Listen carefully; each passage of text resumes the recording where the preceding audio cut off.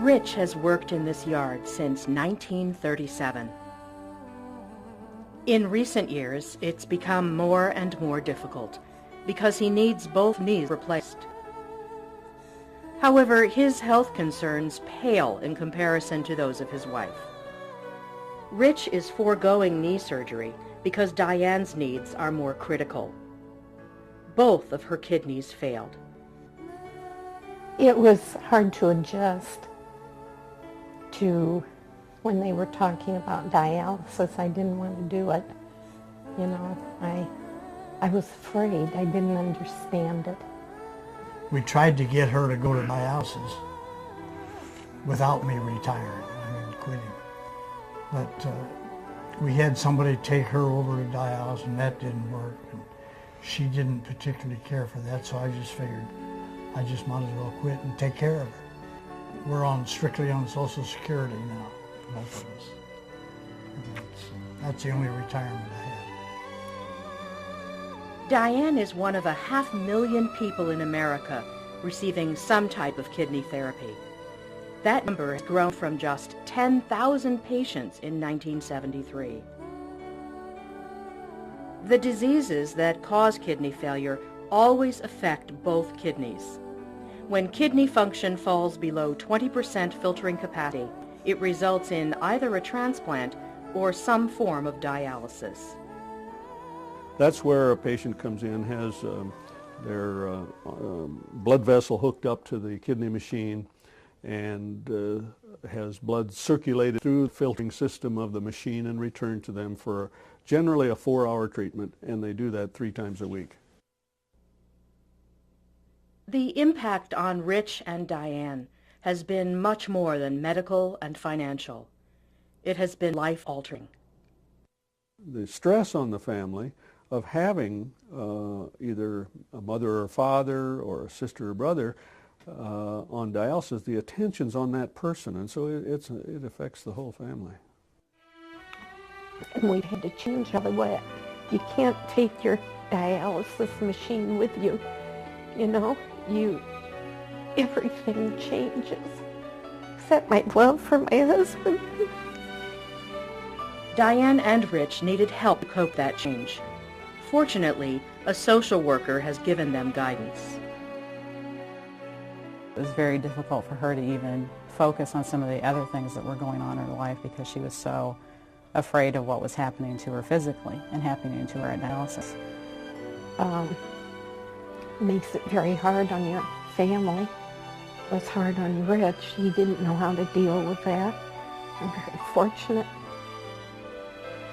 that I have him, and he's so understanding. To the patient's husband, when he was no longer able to take care of the needs of their family and take care of the needs of the household and those types of things financially, it's devastating for people. Diane and Rich aren't the only ones struggling with the physical and financial effects of kidney disease. This Central Illinois facility alone provides 13,000 treatments annually. And kidney disease can occur in just about anybody at any age. Right now I have patients all the way ranging from infants to 90-some-year-old people. So it hits every walk of life. It hits every race, every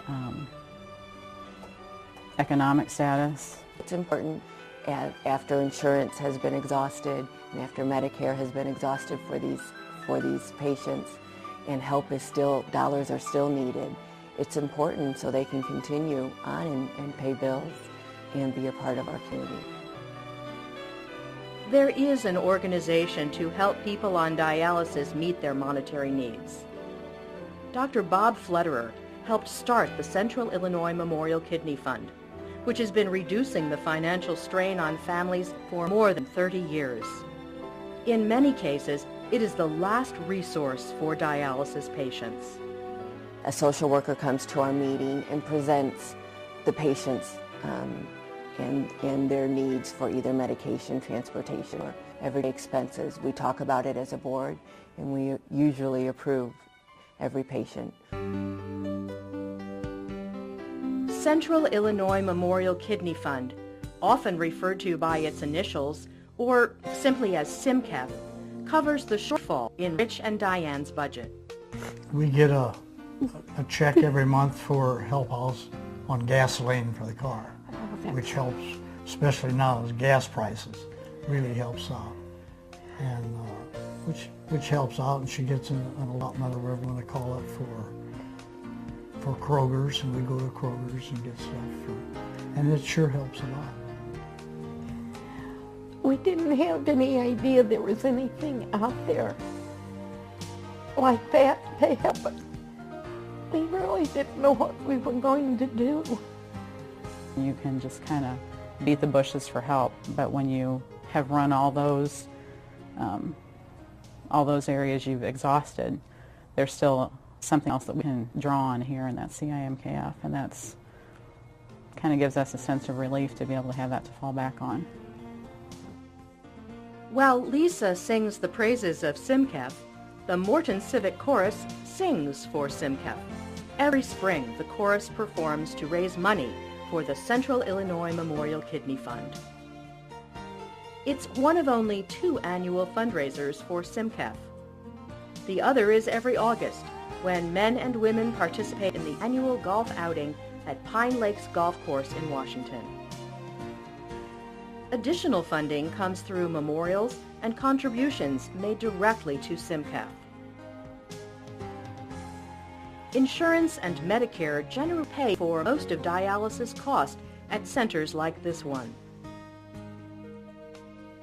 But chronic kidney disease patients face hundreds of dollars in monthly pharmaceutical expenses, plus everyday living expenses. Since 1976, when Dr. Bob Flederer's dream became reality, CIMKF has collected and distributed funds for transportation, medical, and emergency living expenses. More than 850 patients receive dialysis in Central Illinois. Some of them, like Jody Mosk's mother, Penny Shear, were on dialysis while waiting and hoping for a kidney transplant. The hope that I could still hang in there for an answer, and there was an answer.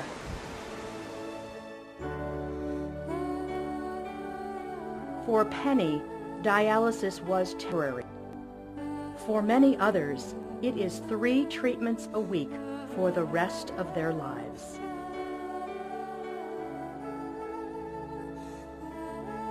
With no office rental, no salaries, and no national affiliation obligations, virtually all contributions from this family tree stay in Central Illinois to help patients. For Rich and Diane, it truly is a tree of life. But we want to thank the people for reaching into their pockets and sharing what they have with us. And it means so much.